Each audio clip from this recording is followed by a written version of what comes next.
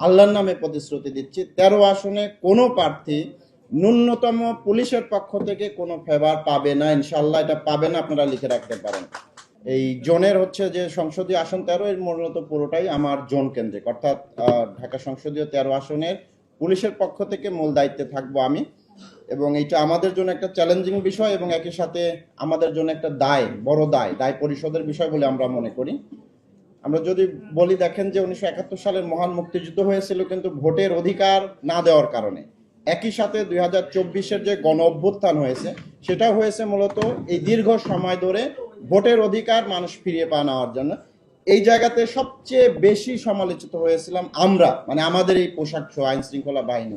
তো সেইখান থেকে আমরা মনে করি এটা আমাদের জন্য বড় একটা দায় যে আমরা জনগণের ক্ষমতা জনগণের কাছে ফিরিয়ে দিতে চাই।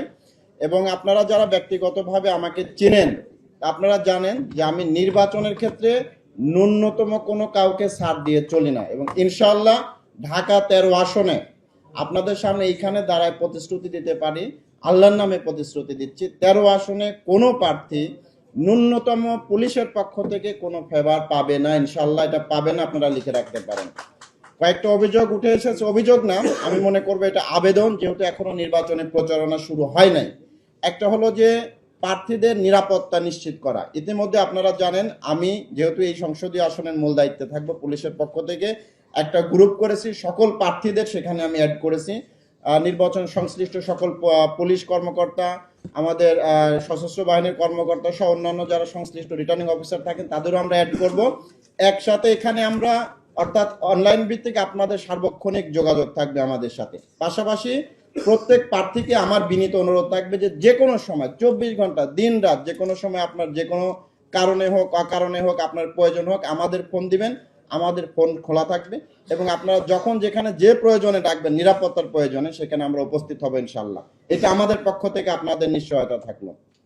পাশাপাশি একটা জিনিস আপনাদের প্রতি অনুরোধ থাকবে, আমরা দেখলাম যে এত বেশি আচরণবিধি মানে আষ্টে পৃষ্ঠে বেঁধে ফেলা হয়েছে, অর্থাৎ হাত পা বেঁধে পানিতে ফেলে দেওয়ার মতো, এবার সাঁতরায় পার হওয়ার মতো। তো যেহেতু এটা রাষ্ট্রীয় আইন, এটা আমরা কেউই চেঞ্জ করতে পারবো না, কিন্তু এর মধ্যে থেকেই আমরা আশা করবো আপনারা সর্বোচ্চ প্রচারণা করবেন, কারণ একসাথে আমাদের দুইটা দায়। একটা দায় হলো জনগণের হাতে ভোটের অধিকার পৌঁছে দিতে হবে, মানে হচ্ছে ইতিহাসের সর্বোচ্চ সংখ্যক জনগণকে ভোটার অধিকার অর্থাৎ ভোট সেন্টারে আমাদের সবাইকে নিয়ে আসতে হবে, সেরকম একটা পরিবেশ আমাদের তৈরি করে রাখতে হবে। এটা শুধু আমরা আইন শৃঙ্খলা বাহিনী, রিটার্নিং অফিসার, বিজ্ঞ ম্যাজিস্ট্রেটের না, সকল প্রার্থীদেরও কিন্তু এটা দায়। আমাদের সাংবাদিক ভাইদেরও এখানে কিন্তু দায় আছে যে আমরা সবাই মিলে যদি একত্রে কাজ করি এবং একজন আরেকজনের প্রতি কাদা সরাসরি না করি। কারণ আপনারা একটা জিনিস খেয়াল করেন যে এই যে জুলাই গণ অভ্যুত্থানের আপনারা যারা অংশ নিচ্ছেন সবাই কিন্তু এটার অংশ ছিলেন। তো সুতরাং জনগণকে ভোটের অধিকার ফিরিয়ে দিবেন, এটা ছিল আপনাদের মূল ম্যান্ডেট। এটা আপনাদের বাস্তবায়ন করতে হবে, পাশে থেকে সহযোগিতা করব আমরা। এইটা করতে গিয়ে যদি কোনো প্রার্থী বা প্রার্থীর পক্ষে কেউ আইন শৃঙ্খলা লঙ্ঘন করেন অথবা বিশৃঙ্খলা সৃষ্টি করার চেষ্টা করেন, ঢাকা 13 আসনে ইনশাল্লাহ আমরা কোনো ধরনের ছাড় দিব না। অতীতেও আমি ব্যক্তিগতভাবে দেই নাই, আমার পুলিশ সকল সদস্যদের সাথে আমরা বারবার মিটিং করেছি, কেউই দেখবেন যে আপনাদের কারো প্রতি কোনো ধরনের আলাদা পীড়িত দেখাবে না, এটা আপনি নিশ্চিত থাকেন।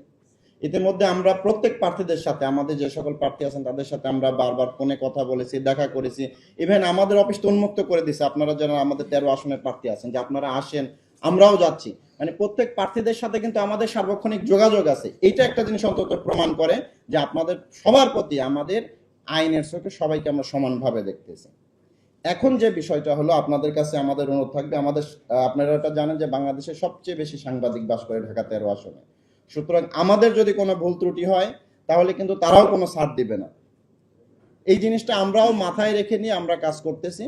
আর আপনাদের প্রতি অনুরোধ থাকবে, যেমন আমরা দু একটা ইনসিডেন্ট জানি যেটা একটু আপনাদের সামনে বলে দিয়ে আমরা আবারও বসবো। যেমন হচ্ছে যে আমরা দেখেছি কিছু চিহ্নিত সন্ত্রাসী ইতিমধ্যে বের হওয়ার চেষ্টা করেছে। তো প্রার্থীদের প্রতি আমাদের বিনীত অনুরোধ থাকবে, যদি আপনাদের সম্মুখ থেকে এরকম সন্ত্রাসী বা কিশোর গ্যাংদের ধরে নিয়ে আসে তাহলে কিন্তু আপনাদের মান সম্মান নষ্ট হবে, বা আপনাদের প্রচারণায় যেটা নির্বাচনী আচরণবিধি লঙ্ঘন করে এমন কিছু ঘটনা যদি ঘটে আপনাদের সামনে থেকে, সেটা আমরা ধরে নিয়ে আসি বা আমরা বাধা দেই বা আপনাদের প্রতিহত করি, এতে কিন্তু আপনাদের ভোটও কমবে, আপনারা বিব্রতও হবেন। আমরা চাই না কোনো প্রার্থীকে বিব্রত করতে, আমরা চাই সবাই সকল প্রার্থীকে সমান সম্মান দিয়ে এবং সবাইকে নিয়ে একটা সুন্দর ভোট জাতিকে উপহার দিতে। পরিশেষে আমি একটা জিনিসই বলবো যে দেখেন, আজকে এখানে হয়তো আমরা সবাই চেয়ারে বসে আছি, মনে হচ্ছে আমরা সবার চেয়ে সম্মানে বড়, কিন্তু এই জাস্ট 1 মাস পরেই আপনারা যখন জনগণের বৈধ ভোটে একদম স্বতঃস্ফূর্ত অংশগ্রহণের মাধ্যমে মাননীয় সংসদ সদস্য নির্বাচিত হবেন, তখন আমরা কিন্তু আপনাদের সালাম দিব, স্যালুট দিব। তো সেই দিন স্যালুটটা যাতে আমার মন থেকে যায়, আপনার প্রতি যেন ঘৃণা না করে আপনাকে স্যালুট দিতে হয়, সালাম দিতে হয়। অন্তত একটা জিনিস যাতে আমার যখন স্যালুট দিব আপনাকে, যে এই ব্যক্তিটা জনগণের স্বতঃস্ফূর্ত ভোটে সম্পূর্ণ প্রভাবমুক্ত নিরপেক্ষ একটা নির্বাচনের মাধ্যমে সে নির্বাচিত হয়েছে, এই 4 থেকে 5 লাখ ভোটের প্রতিনিধি হিসেবে তাকে আমি মন থেকে স্যালুট জানাচ্ছি। এই অনুরোধটা আপনাদের প্রতি থাকবে। ইনশাল্লাহ আগামী 22-25 দিন আপনাদের সাথে বারবার কথা হবে, দেখা হবে, যাতে কখনো মানে খারাপভাবে দেখা না হয়, এই অনুরোধটা থাকবে। সবাই ভালো থাকবেন। ইনশাল্লাহ ইনশাল্লাহ আমরা ঢাকা 13 আসনের সবাইকে একটা সুন্দর, সুষ্ঠু, নিরাপদ নির্বাচন এবং স্বতঃস্ফূর্ত অংশগ্রহণমূলক নির্বাচন উপহার দিতে যাচ্ছি। সবার সহযোগিতা কামনা করতেছি। ধন্যবাদ। আসসালামু আলাইকুম।